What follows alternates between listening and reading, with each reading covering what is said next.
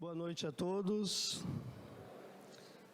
que Jesus nos abençoe, nos envolva em vibrações de amor, pensamentos de paz, para que nós possamos ter alguns minutos aí, de palavras e que sirvam para que a gente possa melhorar a nossa vida. O tema que eu trouxe hoje para os nossos estudos, para mim é o tema que eu mais utilizo, é o tema que eu mais convivo diariamente, que é vida eterna. É o que mais me é perguntado quando vamos conversar com o pai, com a mãe, com o irmão. Nós temos que falar desse assunto. E por mais que estejamos no Espiritismo, sempre surgem dúvidas, e às vezes dúvidas básicas, que geram em torno de nós muitos pensamentos até tristes, de medo, de angústia. Esse livro, Sabedoria de Chico Xavier, Suas Palavras São Eternas, é psicografado por nós e ditado pelo Espírito Dimas. Então tem uma frase do Chico e um comentário do Dimas. A frase do Chico aqui é bem pequena. Ele diz o seguinte: escapamos da morte quantas vezes for preciso, mas da vida nunca nos livraremos. Porque a vida é sempre eterna. As nossas existências é que são fragmentadas. Esta não é a nossa vida. A minha vida não é a vida de encarnado, é toda a vida de espírito. Eu estou vivendo uma experiência reencarnatória. Então, nesse período, reencarnado, eu tenho uma existência. Eu existo como Newton, como posso ter existido como João, como Maria, como José. Essa existência, eu me chamo Newton. Na próxima, provavelmente, terei outro nome. Posso estar ou não na mesma família, com alguns da família ou com todos. O Livro dos Espíritos diz, em se tratando da reencarnação, entre nascer homem ou mulher aqui ou ali, depende do tipo de prova que nós vamos passar, ou que nós precisamos para crescer.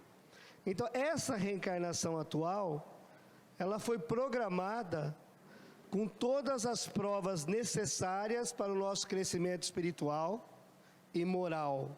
Não tem nada que aconteça, não tem ninguém na nossa vida por casualidade, porque não existe casualidade na obra divina. Tudo está dentro do programa. E alguém pode dizer assim: mas se eu escolhi errado o casamento. A única maneira de escolher errado, talvez se nós fôssemos forçados. Mas se foi pela paixão, pelo amor, pelo encantamento, fomos nós que escolhemos. E isso é importante para o nosso progresso, enquanto as nossas vibrações se suportarem ou se amarem. Depois disso, nós temos o direito de seguir caminhos diferentes e, para não complicar mais, deixar para uma outra existência. Quando a nossa vida física, que essa existência, termina, e ela pode terminar a qualquer instante, qualquer momento e de qualquer forma, nós estaremos findando um ciclo aqui e recomeçando o outro na vida espiritual. Muitas pessoas não conseguem entender, às vezes, nas psicografias, que os filhos, os entes queridos escrevem, dizem assim: eu estou feliz aqui desse lado, siga a tua vida, trabalhe no bem, procure crescer, eu estou feliz. E um dia uma mãe me perguntou: como que ele pode estar feliz, se nós aqui estamos com tanto sofrimento e tanta dor? Como ele pode estar feliz? Mas o que é a felicidade? Depende do que a felicidade é rir o tempo todo? A felicidade é não se importar com nada? como diz no Rei Leão, Hakuna Matata, sem problemas. É isso a felicidade? Não é isso. A felicidade é entender o que está à nossa volta, entender onde nós estamos, para onde estamos indo. Quando nós temos ciência da nossa situação espiritual, é possível dar os primeiros passos em nosso progresso. E se estamos crescendo, temos a certeza de estar vivos, estamos rodeados por pessoas, espíritos bons, por que teríamos que estar tristes? Não quer dizer que nós, em espírito, não vamos nos preocupar com a mãe, com o problema. Não quer dizer que não vamos nos preocupar com os filhos, com os irmãos. É claro que a gente vai se preocupar. Mas essa preocupação, ela estará amparada por conhecimento. Nós vamos saber que aqui, amigos espirituais também estão trabalhando do nosso lado, fazendo de tudo para que a nossa vida fique melhor. Mas há os momentos em que nós não ouvimos o nosso anjo guardião, o nosso benfeitor. Podem ler os livros espíritas, os romances. Raramente, os livros falando de quem desencarna, a pessoa encontra seu anjo de guarda. Já perceberam isso? Raramente. Não fala. A pessoa desencarna, eu encontrei minha avó, encontrei meu avô, meu tio, mas não fala, eu encontrei meu anjo de guarda. Onde é que está esse danado que ninguém vê, né? Ele está numa vibração mais sutil, realmente invisível até para o espírito, porque ele é superior. Então é preciso abrir a mente, porque ele pode estar do lado como um enfermeiro, não necessariamente dizer, olha, eu sou o teu anjo de guarda, eu sou o seu espírito familiar, eu sou o seu espírito benfeitor, mas na condição de um avô querido, que foi há muitos anos e assumiu o compromisso de nos ajudar. O Kardec fala dos espíritos familiares. Nós temos muita distância, criamos muita distância do nosso benfeitor espiritual. Muitas distâncias, como se ele fosse nada em nossa vida, e nós não acessamos ele na hora da prece. No Evangelho segundo o Espiritismo, lá no final, na coletânea de prece, nós vamos encontrar a prece pelo anjo de guarda, prece pelos espíritos amigos, e o início da prece tem uma explicação da prece, dizendo como nós devemos conversar, e diz assim: meu bom anjo, eu sei de tua responsabilidade junto às minhas provas, sei que o Senhor te põe não como um escravo a servir-me, mas como bom amigo, que deve ajudar nas minhas lutas, a quem eu devo dar a mão, para que me segure, para que me ampare. Eu devo dar a mão. Está muito claro. A doutrina sempre diz claramente que nós estamos amparados. Joana de Ângeles, através de Valdo, diz que ninguém desencarna sozinho. Não fica sozinho. Pode estar fisicamente, mas não espiritualmente. Sempre tem alguém ali para nos receber, para nos conduzir para um ambiente melhor. O que é a morte para nós? A morte do corpo, sabendo que todos vão passar por isso. Como é que nós estamos nos preparando para isso? Vai chegar em algum momento. Esses dias um amigo, um benfeitor, me definiu a morte prevista, o desencarne que nós vamos passar, como aquele esparadrapo sobre a ferida. A gente sabe que em algum momento vai ter que tirar, e vai doer. É dolorido, vai puxar pelinho, vai machucar a ferida, mas nós sabemos que tem que puxar. Aí alguém vai puxar para a gente, não. Mas se passar uma benzina, ou seja, se tiver conhecimento, né, como é que tira no hospital? Dói menos. Os enfermeiros sabem fazer isso, passam algum produto, porque eles têm o quê? Conhecimento. O conhecimento criou meios para doer menos. Então, quanto mais nós sabemos da continuidade da vida, será menos dolorido. Eu tenho uma amiga do Rio Grande do Sul, a Márcia, e o Marcelinho e o Pedro, os dois únicos filhos dessa existência, desencarnaram juntos. E a Márcia, como toda mãe, como quem ama, né? Sofreu muito, sofre muito. Foi se adaptando, sim, quase 6 anos agora. E um dia, ela recebeu uma carta de um dos filhos dizendo assim: mãe, você já pensou que quando você e o pai terminar a sua existência na terra, a nossa família estará toda no mesmo lugar? Porque senão ia chegar você e o pai aqui desse lado. E nós estaríamos na terra com filhos, talvez até netos. E as suas preocupações continuariam muitas vezes ligadas às coisas materiais. Eu deixei meus filhos, eu deixei meus netos pequenos, eu deixei isso, eu deixei aquilo, inventário. Você não terá, mãe, esse tipo de dor. É certo que você já sofreu muito e sofre. Que a saudade é um punhal difícil de administrar, porque ele se movimenta dentro da gente. Cada hora ele dói num lugar. Mas estaremos todos no mesmo espaço. Isso é entendimento. É entendimento. Aquela avó que nós amamos tanto, que nós choramos na sua partida, e que tem laços, nos aguarda. Muitas vezes ansiosa para receber o filho, o neto querido, que ela tanto quer bem. Os nossos pais nos aguardam. Onde é que está a dor disso? Se nós tivermos consciência que nós só deixamos o corpo.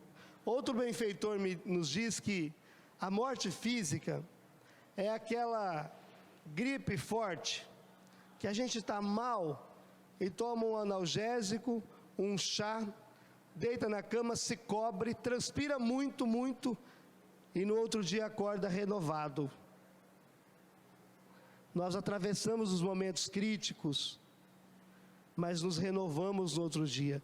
Quantas cartas nos dizem: cheguei aqui, já estou de pé, eu posso comer, eu posso caminhar, já tenho o movimento das minhas pernas, não sinto mais as dores que eu sentia.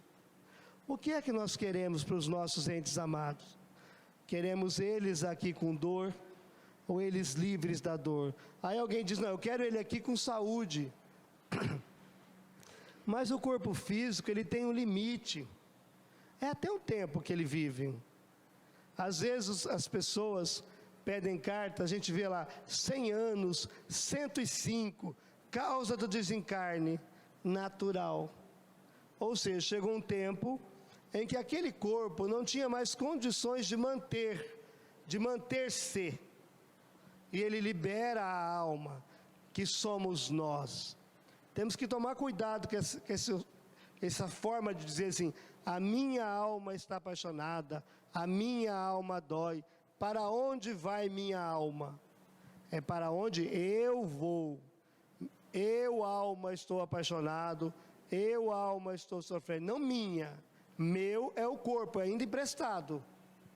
A alma não é minha, nós somos a alma. E quanto mais tivermos consciência disso, quanto mais tivermos noção de que eu sou alma, mais fácil será no desligamento. O desprendimento vai acontecer, porque é criado por Deus. É como dormir e acordar. Um instante, muito rápido. E nós fazemos isso toda noite. Toda noite a gente dorme. Vem um torpor, aquele sono que a gente não controla, né? Por mais que a gente segure, vai segurando. Chega um momento, já se viram dormir? Ninguém percebe que está dormindo, apaga. E o que garante que nós vamos despertar no outro dia na terra? E por que a gente não chora antes de dormir então, se não tem certeza, não é? Devia dormir chorando, porque eu não tenho nem certeza para onde eu vou voltar outro dia. E nós dormimos com uma tranquilidade até gostoso. Como é bom dormir. E no outro dia a gente desperta, quase sempre bem-humorado, quase. Para o trabalho, para os filhos, para os amigos, para a esposa. Por quê? Porque nós temos consciência que não existe a morte, que eu vou dormir e vou acordar. Essa é a ideia. Se nós entendermos que a vida continua e nos apaixonarmos pelo mundo espiritual, será a mesma coisa, nós dormiremos com muita tranquilidade. O seu Pedro, um amigo meu, ele teve câncer, ele era presidente do centro de Nipuã. O seu Pedro lutou com todas as forças, ele tomou todos os tipos de chá que alguém recomendou para ele. Tinha coisa que parecia veneno, falou, seu Pedro não toma isso. Tomava. Fez o tratamento com químio, lutou quase 1 ano, e nos momentos finais, ele tinha câncer no estômago, já não se alimentava, e eu liguei para ele uma segunda-feira no celular, ele estava no HB, ele disse assim para mim, falei, a gente sempre quer confortar, né? Acho que sabe tudo do espiritismo. Seu Pedro, como é que o senhor está? Eu estou bem, meu filho. Está tudo tranquilo, não se preocupe, é só aguardar. É só aguardar. E ele encarou aquilo com uma naturalidade, já fazem 11 anos que ele está no mundo espiritual. Com muita naturalidade. Ele desencarnou no sábado, eu conversei com ele na segunda. É só aguardar. Ele conhecia um pouco da vida espiritual. Ele conhecia, ele tinha certeza de que ele continuaria. Isso não é para nos tornar insensíveis. Tem uma frase que eu não gosto, não concordo, e eu ouço bastante. As pessoas dizem assim, vou falar a frase que eu ouço. Quando eu morrer, pode jogar meu corpo em qualquer lugar, porque isso aí não serve para nada, eu não gosto. Porque no livro da Zíbia, Laços Eternos, tem uma passagem, quando o Carlos desencarna, no finalzinho, ele já idoso, era um médium, os benfeitores, ele tinha cumprido a missão com muito amor, era um espírito evoluído, os benfeitores vêm buscar ele e falam, espera, ele volta, beija o corpo, que ele usava, que era a veste, faz uma prece agradecendo aquele corpo, aí sim ele segue para o mundo espiritual, encontra a Genevieve, uma menina linda, jovem, ele velho, ela nova, ele senta no banco, conversando com ela, quando ele se percebe, ele está na idade dela, é a minha esperança. Chega velhinho e fica novo. Então não podemos tratar também a nossa roupa de qualquer jeito. Nós amamos primeiro o corpo do nosso filho, porque é ele que a gente abraça, que a gente beija, e junto à alma, mas amar só a alma é um treinamento que nós fazemos, de experiência, de vivência, de dia a dia. Todos os livros do Gabriel Martins que nós psicografamos, eles são um treino para desencarnação. Pegar do primeiro até o quinto, ele vai preparando a gente para a chegada no mundo espiritual. O tempo todo, eu caminhei, eu corri, eu transpirei, conversei com um amigo, eu visitei os meus pais, eu abracei. A Andréia, não sei se a Andréia veio aqui hoje com a gente, ela disse assim, ela terminou o primeiro livro do Gabriel e disse assim, dá até vontade de desencarnar. Tão bom que ela conseguiu entender esse momento. Mas a ideia não é abandonar o compromisso, mas que quando finda o compromisso aqui da terra, nós possamos seguir, confiantes em Deus, na espiritualidade, confiante no porvir. Quem estuda as obras de Kardec, todas são excelentes, mas no Céu e o Inferno, o livro, nós vamos ter muitas comunicações dos espíritos que são evocados, e eles estão falando ali como foi a sua chegada, os que chegaram bem e os também que chegaram mal. Eu atendi uma mãe recentemente,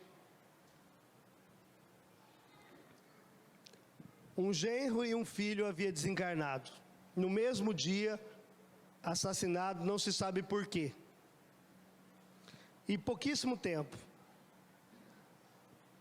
e a gente fica penalizado, porque era uma mãe fisicamente sofrida, pela idade, A vida havia massacrado ela pelas marcas do sol no rosto, as rugas fundas. Se vê que é alguém do campo, que lutou a vida inteira para criar 10 filhos. Devia ter aproximadamente uns 75 anos. E eu fiquei pensando, o que é que eu vou dizer para essa mãe? E médio também fica na expectativa, né, que a pessoa receba. Eu fico torcendo. Quando recebe pouca carta, me dá uma dor no coração. Quando fica alguém para trás, quando vem de longe. Mas a gente não controla isso. E o nosso benfeitor me disse, eles não estão prontos. Eles não partiram assim como ela pensa. Eles tinham uma vida que ela não sabia. O tipo de vida que eles escolheram, que chegou até eles, eram de muitos desvios. Foi um acerto de contas. Eles estão amparados, mas não têm mínimas condições de escrever. E ela me disse, eles saíram para comprar uma cerveja e não voltaram. No final, ela não recebeu. Ela me esperou e só tinha ela no salão. O rosto, a expressão da dor. E eu, penalizado, eu já sabia. E eu disse para ela, Dona Maria, a senhora sabe que o seu filho tinha uma vida um pouco diferente? Ela falou assim, meu filho, eu desconfiava que ele mexia com coisa errada. Falei, então, Dona Maria, ele está se organizando no mundo espiritual. Provavelmente vai escrever um dia para a senhora, mas eu não sei precisar quanto. Ele está amparado. Porque o amor cobre a multidão de pecados, o amor de Deus. Ela disse assim, muito obrigado. Eu só queria saber se eles estavam bem, em algum lugar. E se aliviou, graças a Deus. Ela entendeu. Embora ela nunca tivesse estudado doutrina espírita, ela acreditava que a vida continuava, porque se ela soubesse se ela queria saber se ele estava bem, para estar bem tem que existir. Então, pessoas que nem conhecem o espiritismo, têm toda essa fé, e muitos espíritas não têm. Não tem. A gente é forte quando é dos outros. Eu lido com isso todo dia. Todos os dias. Saiu uma ferida na orelha do meu pai que já sarou. Viu, Wilson? Já sarou. O Wilson que ajudou. A médica falou assim, pode ser um câncer de pele. Eu quase cheguei primeiro que ele no mundo espiritual. E nem era. Que preparo. Eu entendo que a vida continua. Mas um pai na terra é um porto seguro. Uma mãe. Para quem vamos contar as nossas vitórias? Um filho, um irmão. Nós precisamos uns dos outros. O Emmanuel, instrutor do Chico Xavier, diz que o homem, o ser humano, não é uma ilha para viver sozinho. Nós precisamos uns dos outros. Nós não estamos separados. A frase mais famosa do Gabriel é: Deus não separa aqueles que se amam. O Bruno até fez uma tatuagem no braço escrito isso. Espero que não cobre direito de imagem, né? Com a tatuagem. Deus não separa aqueles que se amam. As pessoas se adiantam na vida espiritual, ou nós, mas continuamos interligados por laços de afeto verdadeiro. Verdadeiro. Tudo continua. Se não fosse assim, não teríamos a doutrina espírita, não teríamos a honestidade do Chico, prova que a vida continua. Mais de 70 anos trabalhando com mediunidade, mais de 75 parece. Eram 413 livros, hoje tem mais, que foram lançados depois. Viveu, provando que a vida continuava com o seu amor. O Chico era a presença da continuidade da vida. Um homem indicado ao Nobel da Paz, um homem, um mineiro do século, um homem que viveu para a caridade, um homem que desencarnou, preocupado em um dia que o Brasil estivesse muito feliz, para não incomodar todo mundo, incomodar o menor número de pessoas possível. Até nisso ele pensou. Todo esse amor, toda essa dedicação, todo o seu trabalho prova que a vida continua. Prova. Chico mostrou que a vida continua até na cachorrinha boneca. Chico tinha uma cachorra que desencarnou, uma cachorra que tinha um monte de problema. Na verdade, desencarnaram a cachorra dele. Passou o tempo, alguém, para agradar o Chico, traz uma cachorrinha para ele, a cachorra começa a fuçar assim com o narizinho nele. Ele olha para a cachorra e diz: boneca, você está aí. Até nos animais ele mostrou a reencarnação, a continuidade da vida. Quantos benefícios, através de suas palavras. Ele acreditava tanto que a vida continuava, que quando o Chico mudou de quarto para uma reforma, num vazamento, ele deixou um bilhete na porta: somente por essa noite, digo aos irmãos que me procurarem, que eu estarei no quarto ao lado. Tanta prova que ele ia conversar com as pessoas. Tanta certeza. Ele sempre botava do lado da cama dele uma cadeira, para que os espíritos pudessem sentar. É muito amor, é muito cuidado, é muita certeza que a vida continua. A sua mãe voltou para o mundo espiritual aos 5 anos de idade. Chico nunca ficou sem a mãe dele, porque ela aparecia para ele. Tanto é que o segundo livro do Chico, Cartas de uma Morta, é ditado pela Maria João de Deus, sua mãe. E ela sempre falava: Chico, eu vou te mandar um anjo. Mandou Cidália. A primeira coisa que Cidália Batista fez ao ver o Chico foi agachar, ficar na altura dele, olhar nos olhos dele, coração a coração, e ele a amou para sempre. Já amava. Não demora muitos anos, Cidália também volta para o mundo espiritual. Chico não perde 2 mães. As 2 continuavam cuidando dele. Ele só ganhava. Porque não era fácil a vida dele. Tem uma passagem do Chico, que numa noite de Natal, de 24, o centro tinha mais de 1.500 pessoas, e ele atendeu até a madrugada, e quando acabou, todo mundo foi embora, o Chico se viu sozinho. Não tinha ninguém. E ele diz assim: Jesus, logo hoje, no dia do teu, indo para casa, no dia do teu aniversário, que tanto que eu te amo, eu vou passar essa noite sozinho, Jesus. Ele vai para casa, Emmanuel aparece, o instrutor dele: Chico, você lembra da Dona Maria?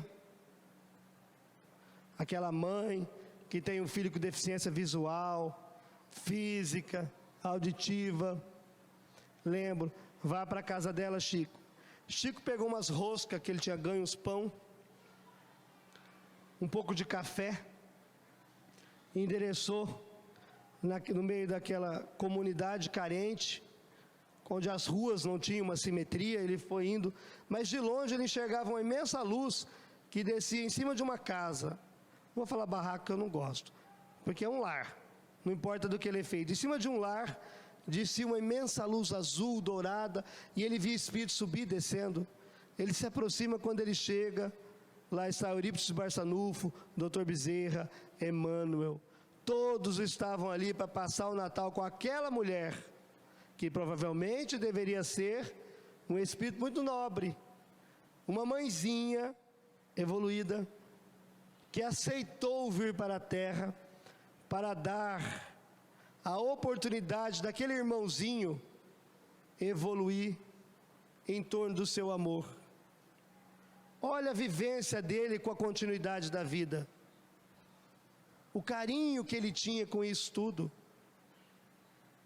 Quando o sobrinho dele, nasceu um dos seus sobrinhos, o menino nasceu com uma pele que encobria os olhos, a mãe enlouqueceu e abandonou, o pai não tinha condições e ficou para o Chico. O menino não engolia, não deglutia, e naquela época não tinha sonda como tem hoje, então tinha que fazer uma bolinha de comida, empurrar com o dedo na garganta da criança. E o Chico, naquela vida difícil, quando o menino ficava doente, o Chico chorava, pedia para o Emmanuel para não deixar o menino embora, porque ele entendia que aquele espírito precisava ficar ali. 12 anos, um dia o menino desencarna, e na hora da partida, aquela pele dos olhos se rompe. Ele abre o olho, olha para o Chico, o Emmanuel aparece e diz: Chico, há 150 anos que ele não via a luz. Não tínhamos nenhum coração capaz de aceitá-lo perdoando, porque suas vibrações são muito pesadas. Aqui foi o único lugar. Você fez um grande bem a ele. Chico chora muito, muito, ao despedir daquele corpinho que ele aprendeu a amar muito. Eu acredito que Chico amava todo mundo. Devolveu aquele ser para o mundo espiritual, orou grato ao Senhor. Quando o irmão dele, José Xavier, que era quem recebia as pessoas para ele enquanto ele trabalhava, isso que eu estou falando, acho que todo mundo sabe, só para lembrar, porque está no filme do Chico. Quando o irmão dele recebia as pessoas enquanto o Chico trabalhava, depois ele encaminhava para o centro. O irmão do Chico teve um AVC, ficou acamado, entre a vida física e a desencarnação, todo mundo orando, o pai do Chico bravo com o doutor Bezerra que não curava, que a família sempre acha que a gente tem que curar. E o Emmanuel falou para ele: Chico, temos duas coisas, ele vai ficar 11 anos numa cama vegetativo, ou pelos méritos que ele tem em atender as pessoas, ele pode voltar agora para o mundo espiritual. Mas Chico confiava tanto que a vida continuava, que ele concordou. Leva ele. Eu prefiro sentir a dor da ausência dele do que ele sinta a dor de um leito, ele que fez tanto por tantas pessoas. Olha a fé na continuidade da vida sendo demonstrada ali, ele entregando a pessoa que mais lhe ajudava, o seu irmão mais velho, a quem ele tanto ama. E esse espírito continua ajudando o Chico depois do mundo espiritual. Essa é a continuidade da vida. Não precisa aparecer um espírito na nossa frente para a gente falar: nossa, agora sim eu vi. Até porque a gente vai ficar com medo. A maioria tem medo. Um ente querido, se aparecer, já é o suficiente para a gente falar: eu não quero ver. Como não queremos ver a pessoa que até ontem estava conosco? O que mudou nela? Do seu sentimento? Da presença? Do carinho? Nós temos que nos esforçar para ler, para ouvir tudo aquilo que nos deixa muito claro na mente, na vivência, na experiência, que a vida continua.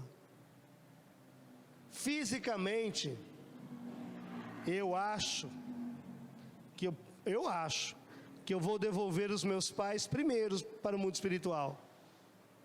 A gente sempre acredita que o mais velho vai primeiro. Não é uma regra, né? Mas vamos pensar. Eu prefiro devolver minha mãe do que ela devolver eu, porque a dor é maior. É claro que eu vou chorar, e muitos aqui vão estar lá no velório, que me conhecem, e eu vou estar chorando. Não vai ser diferente. E talvez eu esteja inconsolável por alguns minutos, para eu vencer a barreira do meu materialismo, do meu egoísmo, do meu medo da solidão. Eu tenho medo da solidão. A solidão dói tanto porque é um medo que ela causa. Ela mostra uma ausência para muitos, quando na verdade ela mostra amor. A gente só tem saudade, na verdade saudade, não solidão. A gente só tem saudade daquilo que ama. Ninguém tem saudade de quando tomava uma surra do companheiro, que saudade quando eu apanhava no meio da rua, que saudade quando eu perdi meu emprego. Nós temos saudade de coisa boa. Então a saudade, ela é um termômetro do amor. Ela vem mostrar o quanto nós amamos a pessoa, mas nós misturamos ela com a solidão. Era isso que eu queria dizer. A gente imagina que saudade existe porque há uma ausência. A gente inverte.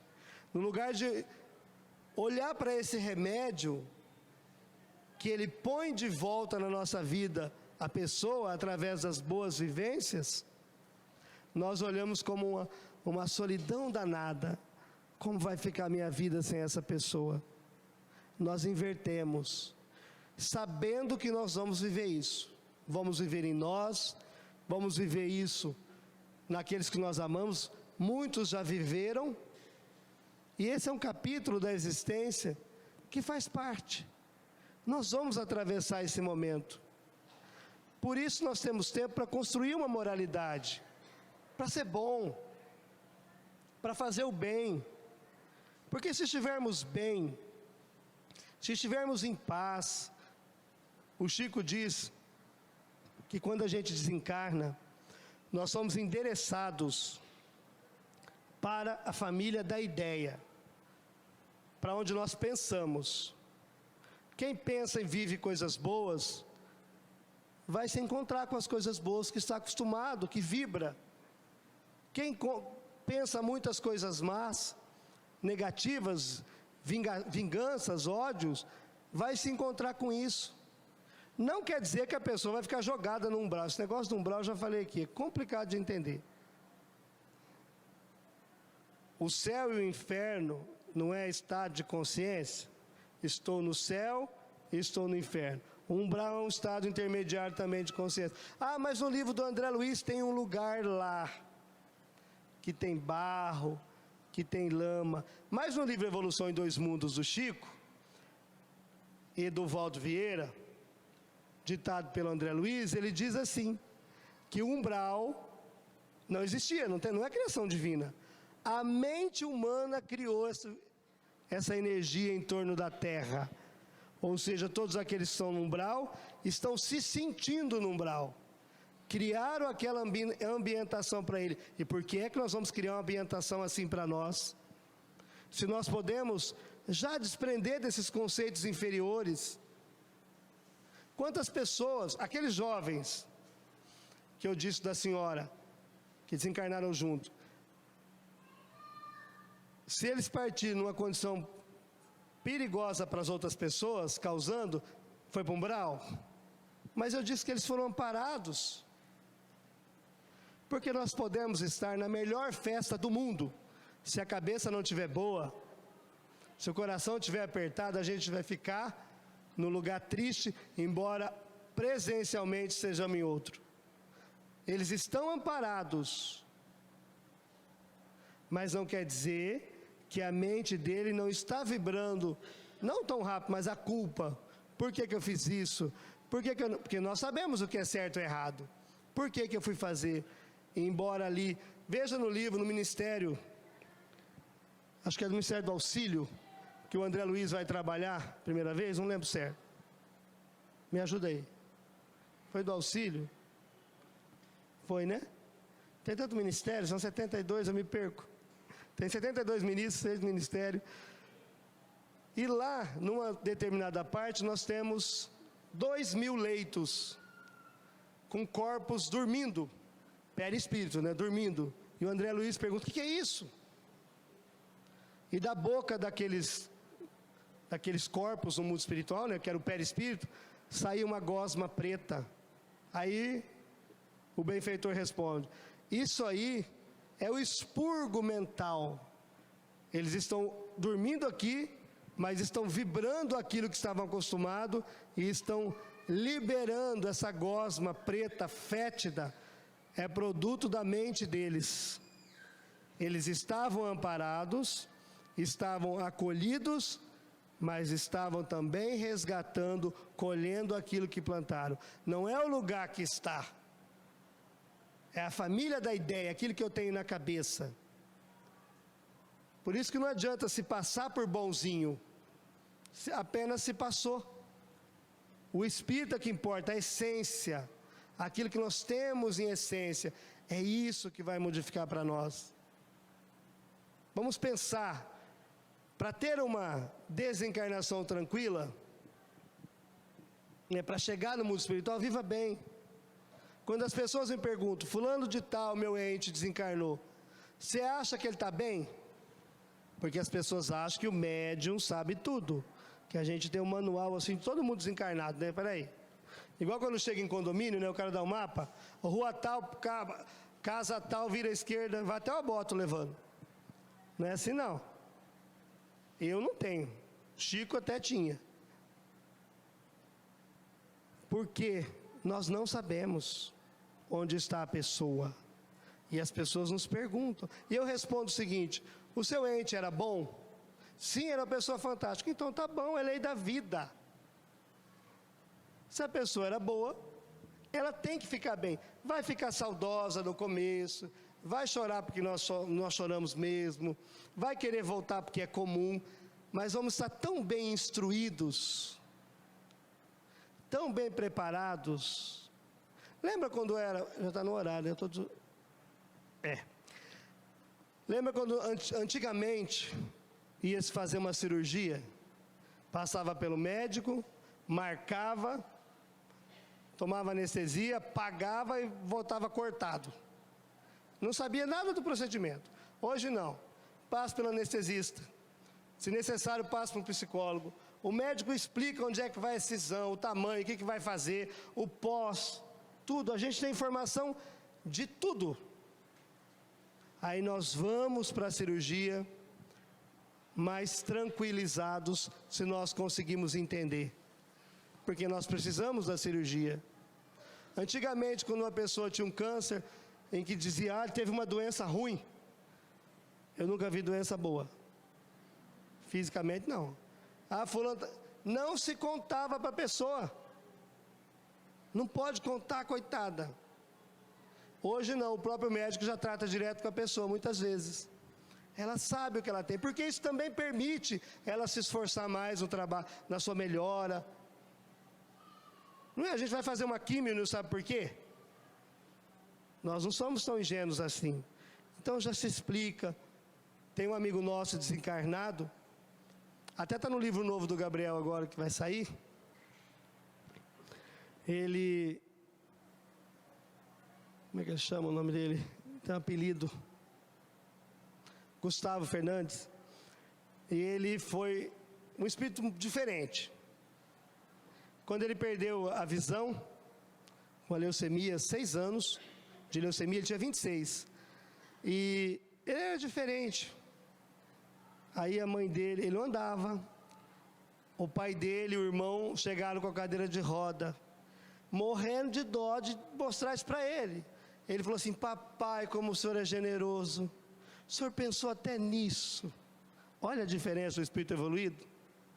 O senhor pensou até nisso, não precisava se preocupar, papai. Ele chamava de papai. Não precisava se preocupar. E nos momentos finais, ele foi para o paliativo e o médico começou a explicar para ele. E a mãe do lado. Eu fico pensando no coração dessa mãe, né? E o médico, a mãe queria impedir o médico de falar. Ele falou: mamãe, eu já sei. Eles são espíritas. Ele sempre foi. Mamãe, eu já sei.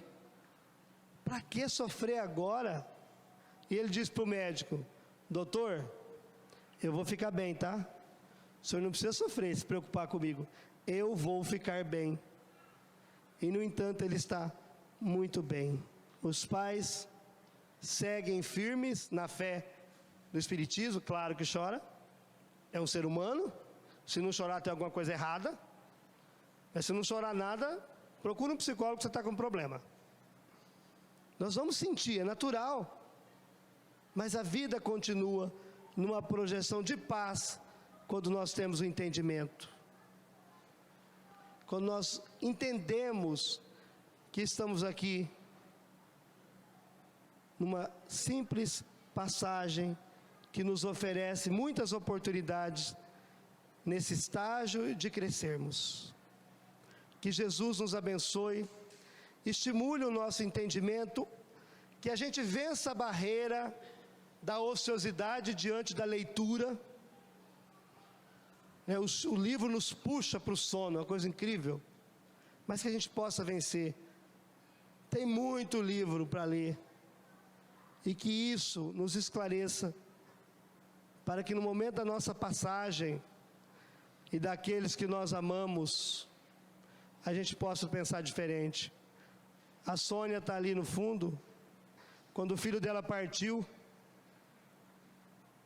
num acidente de moto, e ela teve a notícia, Sônia que nasceu espírita, já falei aqui isso, ela sentou à mesa com o pai e a mãe, com o pai dela e a mãe dela, avós do Nicolas, enquanto o pai do Nicolas providenciava a parte física, e fizeram o evangelho no lar, porque ela sabia que naquele instante, tudo que ela podia fazer era para o espírito.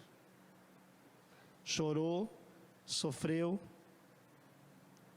mas vence a cada dia, e lida com mãe todo dia, porque ela viaja comigo, todo dia alguém lembra ela no desencarne de um filho, e ela administra isso com fé, com perseverança, com muita dignidade. A maneira como nós olhamos para a vida e a passagem vai ser como nós vivemos, com tranquilidade ou não, porque o retorno está marcado, nós teremos de voltar. O Dimas diz que mais importante do que a passagem é a estação onde a gente desembarca. Mais importante do que a forma, se foi um acidente, se foi uma doença ou outra coisa, mais importante do que o fenômeno da partida é onde a pessoa vai desembarcar, onde ela vai estar, onde ela vai ser acolhida.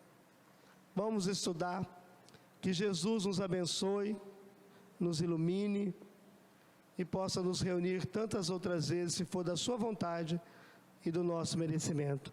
Muita paz, muito obrigado a todos.